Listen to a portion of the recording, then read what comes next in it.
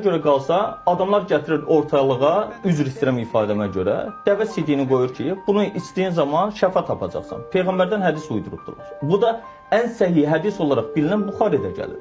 Sonra gəlir ki, 7 xurmanı hər günlərin filan xurmanı, əcvə xurmasını yeyirsən, zəhər sənə təsir eləməyəcək. Deyirsən, qardaş, inanırsan buna, inanırsan. Bu zəhər, bu da sənin xurmaların. Yeyə görə buna inanırsan yoxsa yox. Yoxsa su istifadə edirsən. Başqa bir məsələ. Allah Quran-Kərimdə qadınlarla bağlı müəyyən bir dövrü ilə bağlı heç bir qəbahət, heç bir problem olmadığı halda gətiribdilər hədislərdə güya Peyğəmbərimiz deyib ki, siz cəhənnəmi dolduran siz qadınlarsınız çoxunluğu və siz qadınların da ağlı da, dini də zəifdir.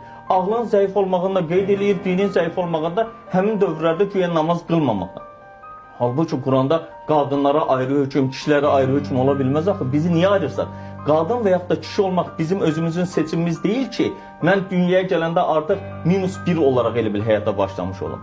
Ona görə Qurana baxanda, məsələn, baxırıq ki, Quran həqiqətən bizi həm birləşdirən dəyərdir, həm də o hədislərə görə bir-birimizi darmadağın eləyən, bir-birimizə nifrət elədiyimiz məsələlər ortaya çıxmır.